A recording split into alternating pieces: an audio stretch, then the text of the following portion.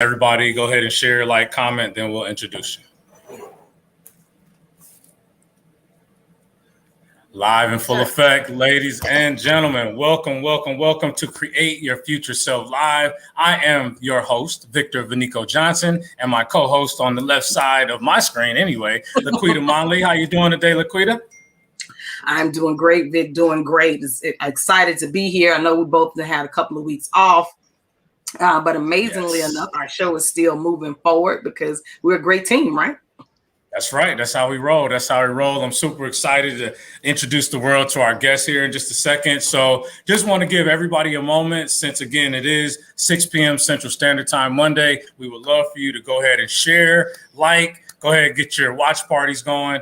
It's going to be a very, very great conversation today. Yes. Our guest today is definitely somebody you want to listen to. She's in the space of organizational change, transformational change within the workplace. She definitely is someone that can come into corporations and help them with their culture and things like that. But it goes much, much deeper. And so we'll talk a lot about that. Ashwini Prasad, how are you today? Hi. Thanks so much for having me. I'm doing well. The sun's starting to finally peek out where I'm at, so I'm happy. Oh, my God. Don't say nothing about sun. We're in Dallas and in Killeen. Woo! It was about 110 today with that humidity. Oh my goodness. Ooh, yes, it's been interesting. So glad to have you on today. Thank you so much for joining us today. Thank you. Absolutely. So much. So go ahead and take a brief moment, tell the people out there what you do. And then we're going to dig into some really great topics today. So just kind of introduce yourself to the world. Yeah. Hi, everybody. Ashwini Prasad. I've been called diversity within diversity. I was born in Fiji, grew up in Canada, the United States. And like you said, Victor, I just want to call you by your middle name because it's so amazing. It's all good. It's like everybody else does. Nico. It's all good. Nico, I love it. But I know you as Victor. But yeah, I do a lot of work around organizational change. So moving people from a current state to transition state and then future state. And then also have done a lot of work in diversity, equity, and inclusion, 20 plus years. And what I did is I kind of took that because I always had this feeling around the arts as well. And so some folks can look me up. I'm the Inclusive Screenwriter as well. And my goal is twofold. One is to bring those that have been erased or marginalized from history to our screens. And the second, as a screenwriter, is to go ahead and create safe spaces for those in the arts. And I try to do that through being an author around writing inclusively and also my scripts. And then also, I have a podcast as well, Inclusive Storytelling, where I talk to people in the arts and what inclusivity looks like to promote those safe spaces. And then the second episode every month is highlighting somebody we may not known about. So, for example, do folks know that most likely the Lone Ranger was actually Bass Reeves, who was the first law person west of the Mississippi, and but we don't see that on our screens. And why is that? What about Noor Khan, who was a World War II spy, and we don't talk about her, but she literally lived the spy life for the Allied forces. Or what about the Shuin Sugihara, who is the basically the Japanese Schindler? He helped so many Jewish families escape Europe in World War II. So yeah, right. I'm kind of looking at Victor's face, and it's like, I'm just rattling these folks off. And there's so many more that we should be knowing, right? And we're also seeing the reckoning that we've had in the last year about people not knowing about what happened in Tulsa, Oklahoma, and Greenwood. And we also got to think about parts of the city I love, New York City, and parts of Central Park were actually a thriving Black neighborhood that was taken over in Seneca Village that was basically decimated to make way for this public park. So these are the stories and things that we need to think about, right? And how are we as people and organizations, what are we doing to now really have a reckoning and have these honest conversations? Wow. Man, so powerful. And the thing about it is that these things that you just mentioned, these stories, these travesties were like not even 100 years ago. I mean, of course, Greenwood was exactly 100 years ago, but people, when they find out about these things, they make it seem like it was like 500 years ago, 1,000 years ago. This was within 2 generations of probably, your own lifestyle, folks out there listening. So I'm so glad you're bringing this up. And we're just tipping the iceberg on this conversation today. You know, I'm curious to know, how did you even get into this diversity inclusion space? Why are you so passionate about what you do? Yeah, I know that's a really great question, right? So I mean, being a woman of color, I kind of went through my times where I was like, yeah, no, everybody's fine. I'm a humanist, blah, blah, blah, blah. And then I took a course. It was actually, I was privileged enough to go to college. And so it was my winter term. I was on my way out, right? I'm senior year. I'm just done. But I ended up taking a course called Ethics of Diversity, which should have been called Philosophy of Oppression. Mm-hmm. And so what we did is we talked about the harms of oppression, how we should look like. And then I heard about all these people and I'm like, wait a minute, and the injustice. And it just lit this fire. And I actually went to graduate school and did my first thesis on that particular course and tracked from the course that happened a couple of terms later, what students felt like at the beginning, and then what they felt like in terms of their understanding of what these words, diversity, equity, inclusion, look like at the end. And there was significant movement across different groups. So at that time, I was in a more of a binary world. So it was like men and women and people of color and those that identified as white. And there was, in general, there was significant movement with men, women, and I'm using a binary, I want to recognize that, and people of color and white people, where their understanding and their eyes were really opened, and you know, people were able to answer that yes, racism exists in this country, and people were able to, I saw that movement from no, it doesn't to yes, and there was a significant amount of change, so that it was statistically significant that the course had changed people's minds about racism and whether it exists. Mm-hmm. Wow. Wow. You know, that hearing you say that it still amazes me now that a rational individual could think that racism in any form does not exist. It's, you know, it's like, what type of hole in the ground are you sticking your head in, and how long has it been there, you know, for you not to acknowledge it? I'm not saying that makes you racist or whatever the case may be. It's like, are you a living, breathing person? So my question is, when you're dealing with a person who was literally just oblivious like that, how do you help them to come out of that? Yeah, no, I have dealt with this in the last couple of weeks really intensely with the folks that I've been training on. And these people are people in organizations that have been mandated to take courses. So sometimes you get people who are interested and some folks who aren't. And what from my personal experience is really common to the academic literature that's out there is that people are having trouble reckoning this. And so it's like, no, you know, that happened in the past. People who did this are like Nazi Germans. I don't want to associate myself with that. And so it is this like not wanting to associate, to not be a bad person. But that's where people need to realize, right? And I'll give a personal example that I give in my classes is that, look, there's a reckoning here that we have to do. And that we're not saying that you are a bad person. What we're seeing is that there's a collective history that we can choose to perpetuate or not. Like, why don't you know about Greenwood? Why don't you know about Seneca Village? Why don't you know about Vanport? If you don't know these terms, right, go back and Google them. And so there's this history. Why don't we know about the anti-Asian immigration? What about the sentiment? Do we know that the term white is ever changing? That at one point in both Canada and the United States, Irish folks were not considered white. Right. But throughout the last 100 to 120 years, we embraced them and have incorporated them into this term. What about Italians and Jews? They weren't considered white, and there were horrible anti-immigration policies around them. And so I think it's this idea of not wanting to reconcile that past, but we have to be courageous. And I tell people we have to honor that, one, the person next to you in your cube or your Zoom box has a vastly different experience. And are you willing to be a person who wants to stand up for equity because that person next to you could have everything that is horrible done to them? And also, look, there's no hierarchy of oppression. And so, people will be like, well, I've been discriminated against, my accent or my poverty. Of course, we know there's a horrible, horrible situations around the white rural poor in North America. I'll only speak for North America. Those are my experiences. But we're not saying that those things don't matter. What we're saying is that you being perceived by others according to your features or your skin color is one less thing you do not have to worry about. Mm-hmm. And so if we can build that empathy and understanding, we can move forward. And trust that when you hear stories from other people, don't say things like, oh, well, that was in the past, or no, somebody probably didn't mean it that way. You're not allowed to take away somebody's truth like that. Mm-hmm. And so I have a personal anecdote that I share.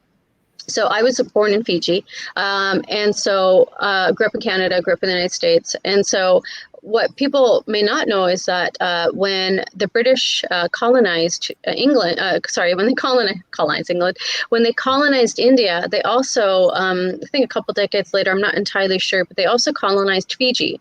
So my great-grandparents went to work the sugarcane fields, because the British didn't know how to work those fields. Mm-hmm. So they went to work right? And so we see these in what's the quote unquote West Indies, what it was called, right? The Caribbean that we call mm-hmm. today, mm-hmm. right? A lot of Indians, Afro-Caribbeans kind of have similar stories. So my great-grandparents were indentured servants to the British, and they went to work the fields in Fiji. When their servitude, and it's hard for me to use these words, right? But it's my truth, is that mm-hmm. when their servitude was over, the Indians had a choice. The British gave them a choice to either go back to India or to stay in Fiji. My great-grandparents were the ones that chose to stay in Fiji. And what happened is that the British, with the British backing, they got control over the land, the policies, the schools, the government.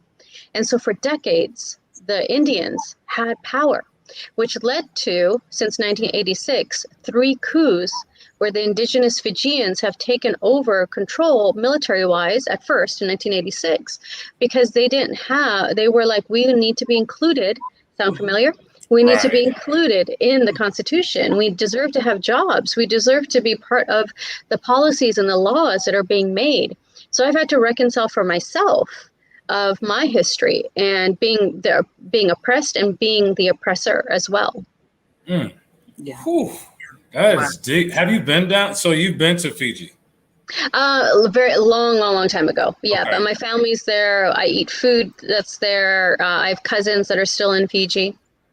What's their current state as far as what is the situation down there now? Are they independent? Are they still kind of under that same tyranny, or what's the situation in Fiji now? No, it's much better, right? 1986 was a long time ago. So when it first happened, and of course I'm getting it filtered, right? I'm getting it filtered as a child from my parents. Mm-hmm. So I really don't know. And then, mm-hmm. these family members that are just have lived in this life of privilege. And so when, that's what happens when we have this idea that somehow equity is pie and that there won't be enough left over. So it's nonsense. Equity is not pie. And so it's from what I know is that, things are relatively peaceful. And then indigenous folks now are PMs and they are in leadership. That's what I know as an outsider because I don't live there. But the threat of a coup, I haven't heard about in quite some time. Not to say that everything's perfect or that there isn't oppression or that there aren't, issues around ethnicity that's going on there. But right now, they're definitely not in a military state, like, for example, Burma right now. Mm-hmm. Gotcha. You used a word there that I really want you to define that, because I've had the pleasure of having a conversation about that word, which is equity. The difference between equality and equity, and why, a lot of people of color, to include myself, I don't use the word equality when I'm talking about what I think would help move my people forward. I want equity. If you could speak on that just for a little bit. Oh, 100%. I use this example. So I'm going to just simplify it, okay? So imagine this. We are going to have dinner after this, after this. And so, but I ate at noon. You ate at 4. What equality will say is when we go to dinner, we all get equal food and drink. right? We all get the same amount of food, weigh it out, you get the same amount of juice. That's what equality is going to say. Equity is going to say, wait, Ashwini's hungrier. She ate at noon. Liquida ate at 4. She's still relatively full. Equity manages to the gap. Yeah. And so that's where this comes in, is that I agree. Equality is a nice thing to say, but equity manages to the gap. Yeah. So why, if you have different people and you're finally realizing when you look around in your organization that your boards and your leadership do not look like the representative of your community. Well, have you been mentoring and getting people at the same rate that have not been in your leadership positions? Are you teaching them about budgeting? Are you teaching them about how to be eligible to be a manager, to be a leader? Right? That's equity, is bridging those gaps. And this is where the work that you do, right, Victor, and I know Liquida, is that you're like, hey, look, this is what credit looks like. This is how you manage if you have that discrepancy, you're trying to get to that 700. These are the things that you need to do, right? That's what we're doing there, is that we're trying to give you this information that isn't necessarily freely provided, or it's been kept in certain groups and has not been shared. Yes. I love that. I love that. You remind me of a director that I used to work for several years ago in the call center world. And he said, no, work it's fair, but it's not equal. And it took me a minute to understand. I was like, well, what are you talking about? It's like, well, if John can make 7 widgets in 30 minutes and it takes you, an hour to make those 7 widgets, John's going to get more widgets to work because he produces faster than you. So it is fair that he gets more because he can do it faster or better than you can, but it's not equal. You're not going to get the same amount. And so anyway, I love that you broke that down. Equity manages to the gap. That is fabulous, fabulous. Yes. Go ahead, Lucida. No, I'm gonna stop talking here in a minute. It's just I'm pretty passionate. I'm pretty passionate about this because it's the equity that no one wants to talk about. It's the equity that I don't want to say oppressors. I want to find a new word. It's the equity that is not what's wanting to be given, because the equity, given the equity, making it equitable for all would do exactly a statement that Ashwini said. It's like this is the pie. And so if I make things equitable, I'm giving you my pie. No, you're not giving me your pie because you've had this for generations and generations. But if we make things more equitable, at least you'll give me a fighting chance to somewhat catch up. And that's even for those of us that have made it in a billionaire status or millionaire status, as to we've earned these things to this day, but inherited money you can't redo time, basically is what I'm saying. We all understand how money works. Like, you can't make up the time, but making things equitable for those individuals of color will give us the head start that we deserve from the generations that have been, for generations, things have been stolen, literally. You were saying backstage about, when we started about Bass Reeves. When Bass Reeves was a ranger, a U.S. Marshal rather, the West was Black cowboys, Black ranchers, Native Americans, Mexicans. That wealth, even with the gold rushes in further parts of the West in California, that was Black people. White people could only live in the United States. That was included the territories. Right. And so when that wealth was discovered, say, oh no, let's go get this and let's create the laws. And so that those that own it can't own it anymore. Equity. You can't give me that back. Give me you took it. Yeah, just like look at Japanese internment. I mean, all those businesses were not given back, right? They were not given back to the Japanese after their internment. That's exactly right. And so it is having a reckoning. And like, like you were saying, right? Like when people don't want to acknowledge these truths, and we're not lying. We're highlighting things that people have chosen not to highlight for so long. And if you want to deny it, I mean, that's your choice. But I mean, look at the facts. We're not making this up. up. We're not making up about Greenwood. We're not making up that there was many black Wall Streets, period. Right. And people would be like, well, okay, yeah, but then that the indigenous also had black slaves. The Africans sold fellow Africans that became part of the transatlantic slave trade. Yeah, okay, now what? It happened, right. And I'm going to acknowledge it. So that's not an excuse. Right. Everybody. Exactly. And this is where I've had to, that's why I share the story about me being the oppressor and the oppressed. I've had to come to my own reckoning, and I ask people to do the same and be humble and be honest with that. And then what do we do today for all those transgressions? Be honest with it and know that it still exists and that it's been inherited.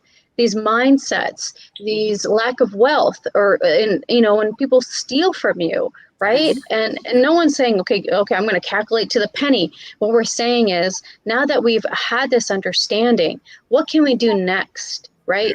To me, as somebody who is educated, what can I do to educate others? What can I do to mentor others? What can I do when I see these really promising people, but they don't understand one or two things that can get them into a leadership position, more money, retirement, be able to make it easier for them to save for their children's college? Am I willing to go and show them some spreadsheets? Am I going to spend the 30 minutes maybe every week for the next quarter to get them caught up and then say, hey, you should take a look at this person when the resume comes in? So it's not get a handout. This is what people have this idea that some people do, not all, that we're looking for handouts, and it's not. What we're saying is, give us a chance to get where we are, and then give us a fair shot when these opportunities come up. Because nobody wants to be considered the diversity hire, and we're not diversity hires. We're literally capable, but people have the idea that we're not, and that's their own business. That's their own preconceived prejudices. Prejudice literally means, Victor, I'm going to answer your question. I know you wanted to ask me. That's good. Right? Perfect. Is prejudice means prejudging. So if you have a prejudice that somebody is not able to do a job, that's on you. Because at the end of the day, I have 3 master's degrees. So I'm not a diversity hire. I deserve to be here. 2 in the liberal arts, 1 in business. So I'm not a diversity hire. No one is giving me things. I've worked for it. And, to this day, no one's hired me to be a manager or be a director. Wow. Wow. See, we have to come back. You have to come back for about 2-3 more shows, because I got a lot. We got a lot going on.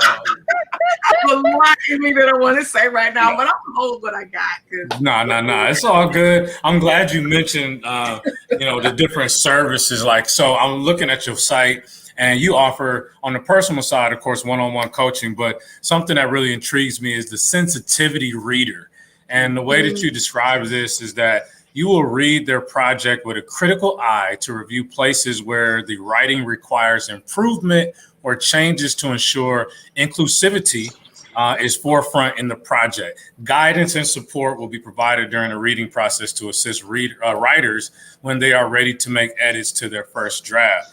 Who fits this model? Who is a great client for you for this? Yeah, and that's on the side that I was mentioning earlier about my screenwriting. So those are directed to writers. I'm going to do a workshop with some playwrights at the end of the month. That's where it's directed towards. When it comes to organizations, right? One thing that we take a look at is, what communications are you doing? So I think about in the last year, how many companies have actually followed through on the hires they were going to do, that they said, the reach outs they were going to do, the donations, the tracks that they were going to provide. Very little, if you think about it. And so that's where people have been performative, right? They're performing in a given time and space. And so that's where we have to get that reckoning. Are you really ready to do the work to make sure that you are changing your language? I hear so often people always will center him. Oh, yeah. And so when you're doing this project, when you have a project manager, you got to make sure that he understands, right? Not they, not people or the project manager. It's centering one group. And so what are you doing when you're writing, when you're portraying, when you are messaging? Who are you really focused in on. Who are you centering? And the goal that I want to be able to do, and this is where people, not everybody, just because you have lived experience is wonderful, but you have to have this training and being able to see those nuances that come up, not just in your lived experiences, but in other people's experiences. Are you being the advocate for the Jewish person, even though you're not Jewish? Do you understand things like from the Palestinian perspective? Do you understand the difference between, those that maybe from the Ivory Coast and Nigeria? Now, am I an expert in all this? No, but I can at least look at it critically and go, you know what, you need to talk to a trans person because this does not feel right. Why do your policies only say husband and wife when it should be partner or significant other? Because you're reducing the ability for different people where family is very different. It is not a traditional explanation anymore. And so does your language, is it encompassing? And, folks will be like, well, this is just one group's function like HR. No, it's your entire organization. And if you are a singular person, it's your entire brand. Whether you're selling yourself as a publisher, as a playwright, as a screenwriter, as an author, or as a company, right? Yeah. What are you truly standing for? And are you really permeating that throughout the entire organization? And there's places that choose not to, like Coinbase and Basecamp have started saying just recently, being like, we're not going to have any conversations that where there's divisions. And Basecamp lost 30% of their staff after they had they put out a big email and all these things that we're not going to have for them, unconducive conversations, and pretty much not being able to talk about issues that have been highlighted in the last year, or even, really big, like Black Lives Matter started in 2013. Me Too was 2016, right? And then now the reckoning we've had this year, and that's only in the last less than decade I'm talking about. I'm not even talking about the 60s, the 40s, the 1900s, going back. So, yeah. I want to recognize you publicly because it was probably exactly a year ago, maybe a year and a week ago, but we were going through all of this George Floyd stuff. As Ashwini mentioned, her and I have been connected on LinkedIn for over a year now, and so we've been exchanged conversations. We've liked each other's, content and posts and whatnot. And I got an inbox message from her maybe a week or two after George Floyd was murdered. And I almost want to go back to it, but basically the tone of the message was, hey, Victor, hope you're having a great day.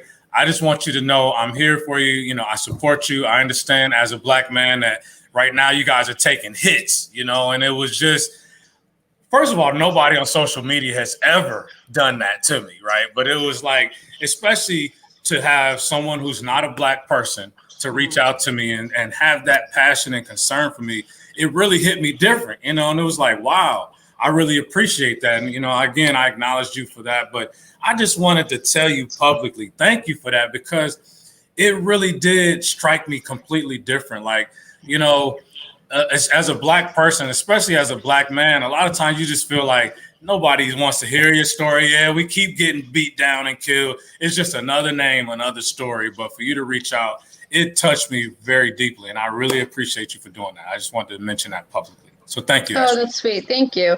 Yeah. And, these conversations require vulnerability. I was just like, ooh, because we didn't know each other that well. So it's just like, dang, okay, do I do this or not? Because you don't want to reach out. Like, people will be like, yeah, I haven't heard from this person in 10 years and now they're reaching out. Right. No, don't be that person, okay? You need to have a rapport, you need to build it, or you need to have an invitation for people to opt in. But yeah, you need to have that relationship with people first built, right? Or just have something general if you don't have a relationship, because you don't want to be hitting up people you don't know, because they'll be like, really? Because people are going to question that. I would question it. Like, are you really being that genuine? And again, the tone was more like, hey, I hope you're not offended by this, but I just want you to know I'm there. I'm here. And that was just beautifully written. So thank you for that. Yeah, and that's the thing, is just being like, hey, I acknowledge I'm here, and then being humbled enough to know that people will react the way that they react, and you have to accept that, right? You can't be accepting a certain reaction from certain people. That's being disingenuous to everybody, right? You just generally, if you truly care, then you're going to make that known. And then whoever chooses to engage is going to engage. And that's all that is. But it is like this thing, right, where I was taught this some time ago, and it really stuck with me.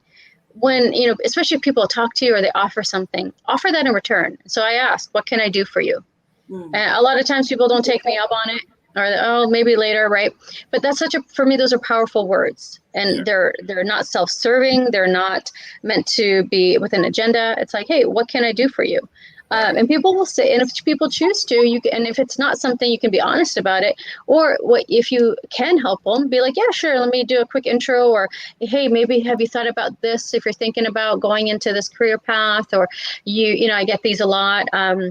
Or people will, especially on LinkedIn, people are looking for ways to get to A, B, and C. Be like, well, have you read this book? Or I tell people, right, follow Victor, or follow so-and-so, and engage with them, because they might be able to provide you some knowledge that would help. That's going to help you. So just those little things, and those little things add up. You'd be surprised, when you're like, oh, that took 30 seconds of my time, but it changes somebody's life, changes their day. Completely changes them. Exactly. Big stuff. Wow. This is awesome. Your book is called How to Write Inclusively, an Analysis and How-To Guide. This book is available on Kindle. Folks can visit the website. I just dropped it there, the inclusivescreenwriter.com. Talk a little bit about the book. Yeah, sure. So, talking about organizations and things and people, and, COVID changed me, right? And so, given my background, right, the mix of the diversity education, but then I've been in business for a very long time, everywhere from project manager, Agile Coach, to managing people through projects, organizational change manager. It all really meshes when we think about culture. And so when I was screenwriting, and I'm still trying to, I'll continue mastering my craft, and it'll be until the day I die. Right. That's what it means to master your craft. You're continuously choosing to learn. And I saw so many books on how to write a screenplay, but very little on how to, very little on writing without being promoting harm or putting stereotypes or tropes. And so I couldn't find anything. So just like Toni Morrison said, if you can't find a book, you write it. So I wrote it. Had my friends and other people that were experts in this field as well, screenwriters and authors and diversity experts, and had them take a look, and then I self-published it because I wasn't going to wait around for somebody else to get this book up and running. And so that was the impetus for the book. And when I first wrote it, I was like, well, let me give some how-tos, because what you'll find, and this is with anything, especially with theoretical stuff, and there's so many great people doing great work. But this is why I don't do documentaries, I love documentaries, but this is why I'm not focusing in on it. Mm-hmm. There's a certain group of people that are attracted to maybe documentaries that may not watch a documentary, even though it'll really help broaden and give them over some really great information. But if you can make it into a movie, make it into something that is a TV show, like Watchmen on HBO, people are like, oh, yes, give me more. Right. And so originally when I was writing it, I was like, oh, this is for screenwriters. I can give them real how-to, practical guidelines on how to write inclusively, how to not write with harm, how to write without going into stereotypes. And I was writing, I was like, oh, this is for all writers. And then this is a great compliment you can get as a writer, is that I got a review that said, I can use these how-tos in my everyday life. Not just as a writer. And so that was the thing, is that I found that there was a lot of information, a lot of theoretical. So some of these well-intentioned articles that were talking about the bias and lack of diversity in Hollywood were remove confirmation bias from your scripts, remove stereotypes. Well, if you don't know what these words mean, how are you going to remove them? Right. And so my response was my book. Awesome. I love it. Bestseller, by the way, folks. Get your copy out there, Amazon, Kindle, and definitely on the website. This is good stuff. Yes, it is. Yes, it is. Laquita, any specific question you have? I got some questions I know that she wanted us to bring up, so I was going to go there next. I'm going to try to encourage her to come back again. Get to the rest of it. Absolutely. So Ashwini, you mentioned about organizational change. So what does organizational change and culture look like after COVID? Because I think we're kind of turning the corner, at least if you listen to media, you know, they're making it seem like it's done. So what does it look like now? Right. Well, no, you know, we laugh, but Victor, you know, there's some organizations that are like, yeah, we're done. Come on back. And people are like, what? And it's just like, this is where you're seeing people aren't even like, they're not even choosing to come back. They're just quitting. Right. And so these old ways of thinking aren't going to work, because what's been shown in the last 15 months is that, well, actually Zoom meetings and not coming to the office is okay. We can still get work done. And people don't want that. They want flexibility. They want to be able to go and put in that load of laundry for 10 minutes while they take a break and then get back to things, like taking that time, right? Not sitting in traffic and for hours just for a one-way commute. Like, why would you go back to that? It's mind-boggling. And then you know, people say this to me when I do my anti-racism and anti-oppression training. It's like, it's a lot. You know, between COVID and the reckoning, if people choose to do the work around racial justice and equity, it's a lot. And I'm like, yeah, it is. Like, it really is a lot. And I understand it. But this is where leaders need to lead. If not, they need to make way for other people who can lead. Because you have to be able to be sensitive. I think there is a huge, huge push now of not normalizing the 60, 70-hour work week. There's people who can choose to do that, and maybe they choose to stay in environments, or that's what they thrive off of. That's for them. But I am seeing that there's a lot of leaders who do not know how to react to a very new reality of workers who want flexibility. They want good healthcare. They want places that are going to support them. They want places with inclusive language. They also don't want to be in places where they have to wear their hair differently or use different words. They want to really truly show up. And, you know, these leaders have to be in spaces and be like, well, am I really in a space, and am I creating a space where people can wear their hair however they want, that they can use their slang and they won't be looked at as uneducated, right? That their productivity is still there and they're qualified. And there's a lot of places that where Jody Ann Burley, if you make sure you follow her on LinkedIn. She has an amazing TED Talk where she literally says, you know, people aren't, in my perception of it, is my interpretation is, people say bring your authentic self, but people aren't ready for our authentic selves. And so you need to do the work. You need to do the work to get there. And so that's what organizational change, and these are what people need to think about. And are you truly listening to what people want? You know, are you saying, okay, cool, I get it, you know, that remote work was definitely an option.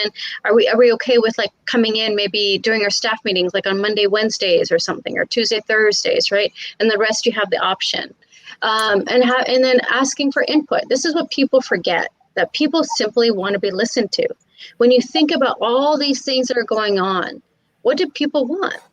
They literally want to be listened to. So are leaders dictating, or are they actually listening? And this is what people need to be, leaders, right? Again, true leaders, the ones with empathy, the ones that want to provide safe spaces, that want to connect and have people move forward. Those listeners, right? And people that want to support, not dictate, not give edicts. Those people, I don't know if they're really that type of mentality is going to survive. Maybe in certain industries, but you're going to lose a lot more workers. And I think because people are going to be like, cool, this place has what I want to do. It has a path that looks like that's actually going to help me move to the next level. And I can work from home whenever I choose to, or just come in 2-3 days out of the week. And the remaining days of the week, I can go ahead and work at the beach. Awesome. What do you say to those executives, those directors out there that are looking at it like, well, our productivity dropped tremendously by allowing our whole staff to work on Zoom and not having the ability to meet as a team, you know, in the way that we used to? I mean, what's your argument for those folks? Define productivity. How are we measuring happiness? How are we measuring health? How are we measuring less migraines? How are we measuring being able to pick up my kids if I put them to daycare? How are we measuring the ability to enjoy the sunshine and take a walk? How are we measuring not being able to drive 1.5 hours one way in traffic and we're only going 15 miles? Yeah. Mm-hmm. That's Well, awesome. Tell me what you're defining it as. Exactly. I mean, yes, go ahead. Yeah. No, I was just going to ask, have you found that a lot of people of color or women in general, single parents, whether they're male or female, are opting to say, hey, I'm staying home. These are the reasons. And if I can't stay home, then I'm looking for the new job. Like, is there a larger percentile of women, single parents or people of color, or is it something that's pretty down the middle? Yeah, I mean, I don't know enough to say it, so I'm going to preface this. This is what I'm listening and hearing and my personal experience. Mm-hmm. So we know that in December, there was a significant loss of women from the workforce. Mm-hmm. Women identifying, I'm using the binary again. And so these were women that were leaving to take care of children. It was horrific. And these were, my understanding was a lot of women. Most likely those statistics would be white women, because the greatest benefactors of affirmative action, not quotas are illegal, but of affirmative action have been white women. And these are the white women in leadership. Okay. And so I think that I think that people will be, more interested and definitely in that. I think in terms of what I was saying about that, flexibility, large portions of work that are first, second, third shifts where you have to be there, essential workers, people that work in logistics, warehouse, printing, those are places where this flexibility is not there. And I want to make sure I acknowledge that. When I'm talking about those cubicles, maybe those offices, right? We have the ability to work from home, but there is a lot, I would say a statistically disproportionate amount of people of color who work in either essential worker jobs or jobs that are first, second, third shifts. So their ability to work from home is a privilege they do not get to take part of. Mm-hmm. Mm-hmm. Yeah. Interesting. Just got a few more questions in my head. Go ahead, Vic. Hey, this is what it's here for. I mean, go ahead. No, you're good. Because when she said that, it just made me think about our state right now has decided to not take part in the additional income from unemployment, et cetera, et cetera. A lot of states are opting out of that, and I've heard so many various opinions on it. From people are just lazy and don't want to go back, just all types of things. But the one truth that nobody can seem to deny is that those people of color that are in those positions that have decided to stay home, one, they're less stressed. Two, the unemployment. Why is the unemployment money more than what I was earning? Exactly. Can we just have that conversation? Why was unemployment more than what I was earning? So is it a lazy choice, or is it a choice to do what I can for as long as I can to help my family? Me being off work, I'm making more money. I'm spending more time with my family. I'm getting bills paid and stresses that I had before going to work every day that I don't have any right now. But like I said, it's just a lot in my head. We're going to have this conversation again. It's just, I'm gonna just stop. No, you're bringing up great points, and I literally got off the phone right before I joined this with Victor and I friend Mike Jones. He called me right at the right time just to catch up, and I got to attribute what he said, and it's hysterical. Thanks, Mike. He's like, "Do you really think people are going to get rich off of $1,200 a month?"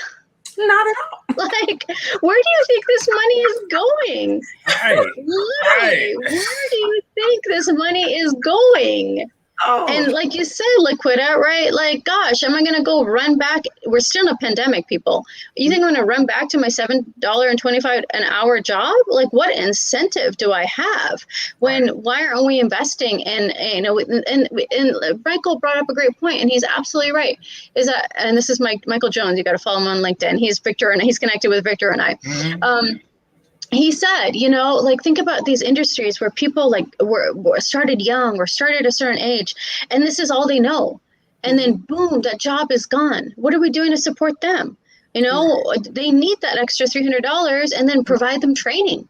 because what they knew is literally gone. Just like, if we want to support the military when they come in, there's some things that are so specific when they come and now they're civilians, they don't have the skill sets for these, sometimes for these everyday jobs. And we should be providing them much better training and much more support than we currently give them. So this is the same ideology, and no one's getting rich off of this. And then think about individually, what bias, right? What do you think people are doing with that, are wanting that $300? What is in your head of who they are, right? Lazy, they don't want to work. Are you sure that is accurate? Right. Yes, Right. because, laborers, fast food workers. If you've never worked fast food in your life, you need to take a hiatus and go work fast food. The one thing is not for lazy people. That's hard work. My back would give out. Are you kidding me?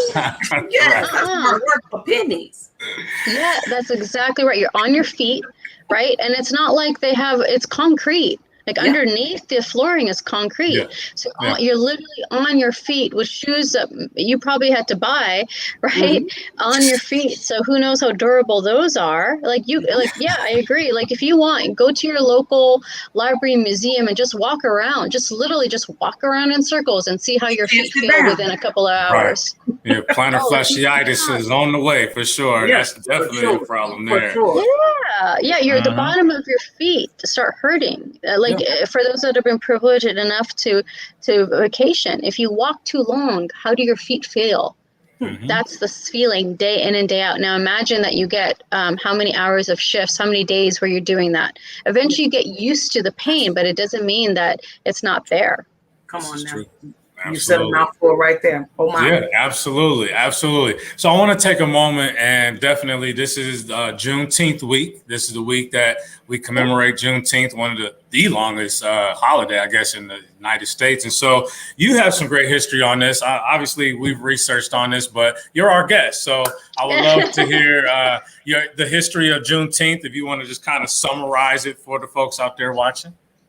Yeah. So I won't get too much into the nuances, but basically, we talk about slavery ended in 1865. Well, what's the definition of that? Is it how it was made, the amendment was made, or the actual people where it was told? And so Juneteenth is considered that 2.5 years after Emancipation Proclamation, the news of folks not being slaves anymore. 2.5 years later, when for whatever reason, I got my own reasons that it took 2.5 years for at that point, the most west state, Texas, to hear the news.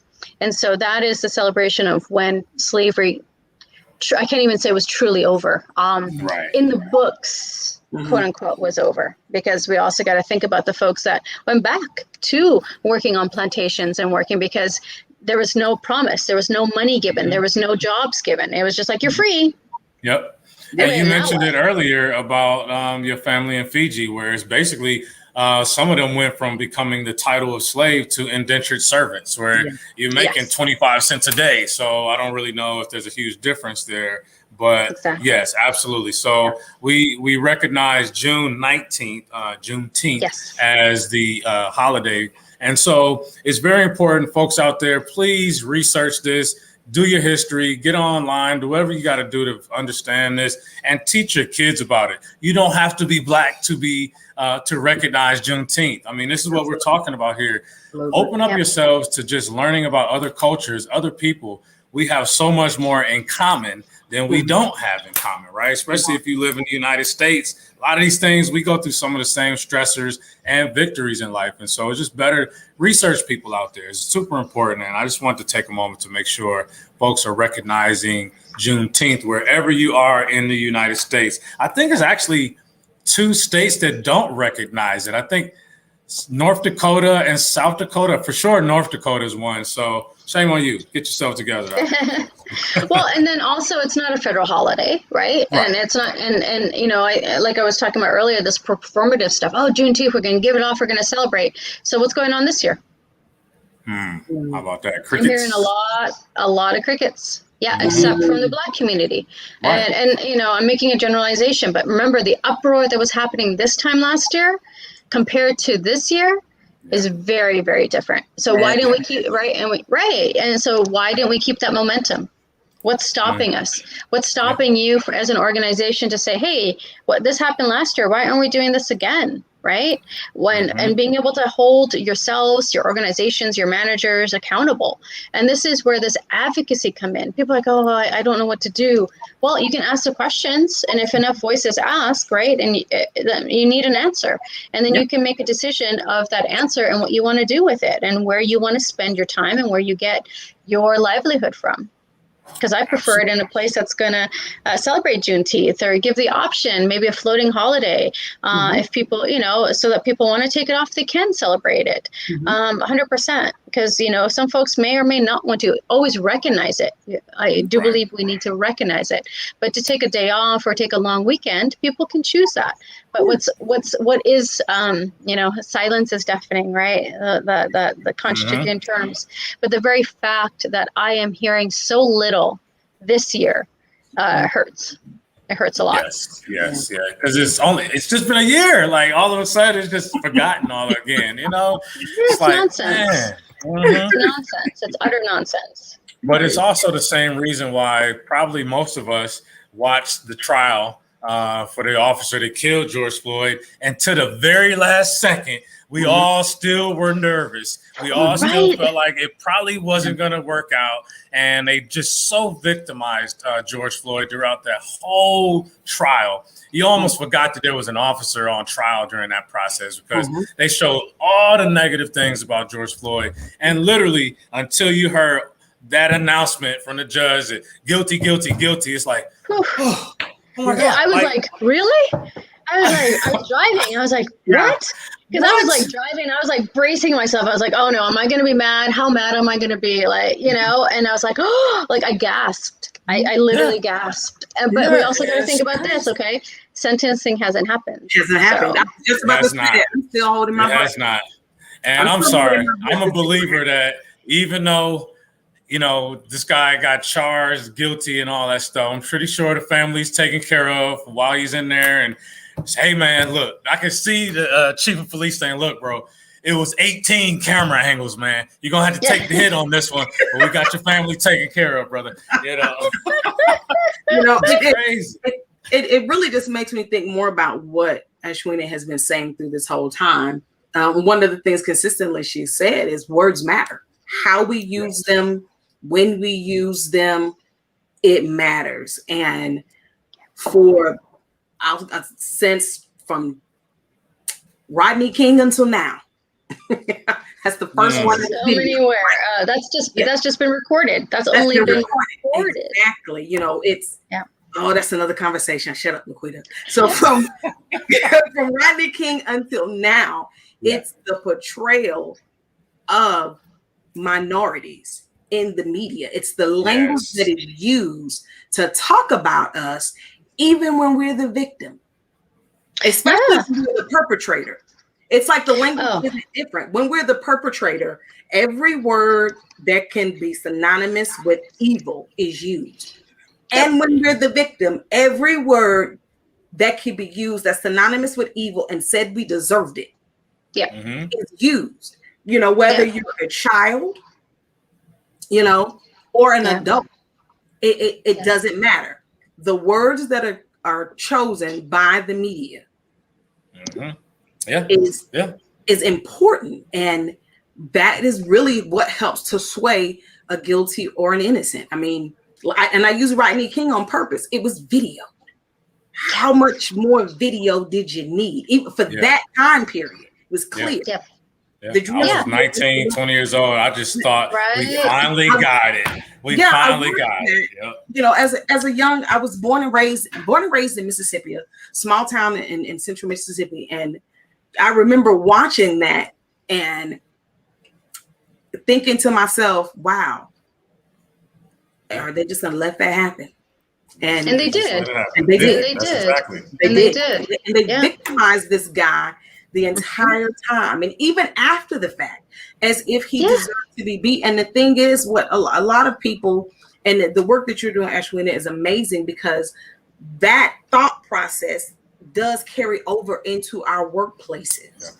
Yeah. 100%. So the same way that we're victimized with police brutality, by and large, over other races, is the same way that we're looked at and victimized when it comes to career progression. Or just my name is Laquita, y'all. How many times was my resume put in that very special pile? Mm-hmm. Yeah, no, I thought the same thing. Do I put Ash on there? Yeah, maybe I'll get more calls. Right. Yeah, no, that's exactly right, Laquita. That's exactly right. And then, like I'll bring up two really quick examples. You mentioned betrayals, and I'm a screenwriter as well. I do this work in organizational culture and then DEI. I'm an immigrant, so I'm a Jill of everything. But what is striking is that I don't know if you've heard. So, folks, I want to give a trigger warning right now. So, if you need to walk away, please do. I don't know if you've heard about a white man ran down with his truck 5 people of a Muslim family in London, Ontario, in Canada. And 4 of them are died. And now we have a 9-year-old boy without parents and a grandparent and without a sister. And so what does that portrayal look like, right? And how did this person get influenced? So when we think about this influence and what's out there and what are we consuming that can cause this horrific act for somebody to do it, that's what's coming out, is that, you continuously, and I say that there's an article I reference in my book about the influence of media. When you continuously only write stories or portray stories or choose to fund stories where Muslims and folks that are following Islam are terrorists and the women are only oppressed, what do you think is going to happen? Yeah. And it's a reckoning of where is your money going? What are you buying as a consumer? And folks that are producing this content, what role do you have to play in perpetuating this harm? We have to take a real look at it, right? Our media, our social media, our TikTok videos, our YouTube videos, our documentaries, our movies, our books. And then also, Laquita, you mentioned the power of words. I learned this very recently, and I'll invite you to do the same. We're not minorities. We're not underrepresented. We're under-invited. I like that. Me too. Yeah, I love that. Me too. I love that. Because minority implies lesser, and then we're not. Yeah. Underinvited. Underinvited, yes. I like that. Me too. I was like, oh, yes, that's what I'm going to start using. Nice, right? You're right. Like it's the power of words. It is. Yeah. It's the power of those words. It's the power of the images. And I say this to everybody: be humble. You got to feel discomfort. That's only how we grow. We talk about this in our careers. We talk about this as parents. Yeah. Well, why wouldn't that apply when we're talking about equity as well? And so you got to feel uncomfortable, get used to it. Yep. Right. And then be humble enough to just not be like, oh, yeah, my one Black friend, he's cool, but all the rest, man. No. Yeah. Right. Yeah. Get to know a whole lot of other people, because when I'm surrounded by racists, I can pick up on this. There's already an idea that somehow different communities, or like somebody that the Black community lacks family values, and that's why this is all happening. When frankly, every Black family I have ever been associated with has more family values than any other ethnicity I've ever encountered. That's a powerful statement, because for so many years in the media, fatherlessness in the Black home is what's been being portrayed. And I remember in middle school, again, I'm from a small town. You were either Black or white, no in-betweens. Very long story short, this young Caucasian young man didn't know who his father was. And there was a conversation that was being had, and he was surprised that I knew who my dad was. And the argument happened like, well, you don't know. How do you know who your dad is? Well, he's the man I go home to every night. What do you mean? My daddy is my daddy. Right. How do you feel like? And so far as I'm concerned, and we lived in what would be called an underserved community, as it were, Yeah. My daddy was at home every night, and all of my friends knew their daddy, each one of us. And yes, we came from the quote unquote ghetto, but our fathers were very present, very active, and grandparents on both sides. It's like family means so much to us. Mm-hmm. And why is that the message that needed to be sent? And I say that just like that on purpose. Why was that the message that needed to be sent, that the Black community has no family values and fatherlessness is a thing that's happening in our community? When, I mean, I'm not going to say it's not true. It does happen. It happens in every community. That was by design, though. You know, think about it. The fact that, I mean, we can go on and on with this, but that's been by design. You know, it was to strip these fathers away, to make sure that these Black men were in jail and buried and killed and all this stuff, so that the kids grow up without a dad, or try to do as much as they could to impact that. And of course, we're just talking about it. Media, they dictate the narrative. So if you are stuck looking at the news all day, every day, you're going to follow victim to whatever they're telling you. Black people are scary. They're monsters. Stay away from them. They're killers. They're you know, they're lazy. They're, you know, shucking and jiving, all that junk, whatever else they say about us. You know, I'm just like, what? Where is this coming from? We're educated. We own businesses. Y'all burned down all of the business we had 100 years ago. So anyway, no, it's horrible. But you know, just to kind of put a cap on this because it's going forever. Look, there's a plethora of experiences, but when you're only shown without researching and without meeting people, when that we have a group, Asians, monolith, Black folks are fatherless and they don't want to better themselves, monolith. That's not true. You're not embracing the multitude of diversity and variety within different communities. And let's not even talk about the infighting that happens within our communities. So that's a whole other 3-hour conversation, right? So this is what we have to stop operating from, is that these groups are X, and because we're so different. And we have a variety within the community. There's folks that, you know, that are horribly poor that are Asian, to those that are extremely rich. There are folks that, you know, that are Black or with African ancestry that don't follow, that oppose Black Lives Matter. Because we're not a monolith. White people are not a monolith. They come from many different cultures, right? And some folks fall into their country, they're Canadian, they're US. Other folks are like, no, I'm Italian, I'm Irish, and this is, you know, I go back and this is what I'm learning. So can we, like, you know, start from that place of learning and humility and you know, work towards those that haven't had as much, and be able to work together and recognize these differences and honor them, and then operate from that platform versus these very harmful stereotypes that inform us, that make us really stop being able to build relationships with many different people. Because if you step outside your comfort zone, you'd be surprised what you're going to learn. Yeah. So that last statement again, just say that really loud. Try to say that one really loud. You know, if you step outside of your comfort zone, you'll be amazed with what you learn. There it is. A beautiful thing. Ashwini, we can't thank you enough for this conversation today. It's definitely been needed. We need to get uncomfortable a lot more and start talking as a community about this kind of stuff. And so thank you for sharing. Folks out there, please, please, please make sure that you tap in with Ashwini. You can visit her website, which is theinclusivescreenwriter.com. You can get a copy of her book, How to Write Inclusively. Definitely check her out, Amazon, Kindle. We appreciate you coming on. Connect with Ashwini on LinkedIn as well, and of course, and my podcast. And my podcast. Yeah, my podcast, Inclusive Storytelling, available, and then Inclusive Screenwriter on Instagram. Thank you so much for having me. This was great. Oh, this has been amazing. This has definitely been amazing.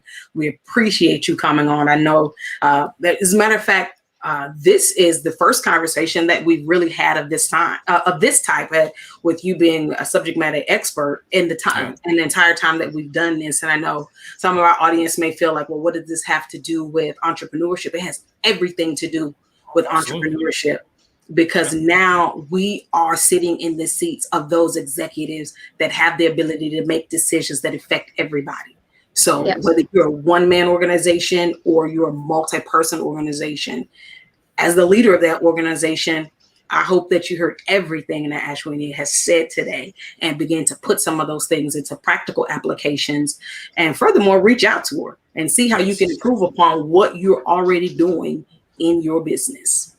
Yeah, because as people of color or underinvited, whatever socioeconomic, you can be underinvited, be white, right? Because you come from the rural poor. And also, even if you're Black, white, whatever it is, it doesn't mean that what we said doesn't apply to you, because we got to recognize and check our own biases, our own prejudices as well, which are very evident. We know this.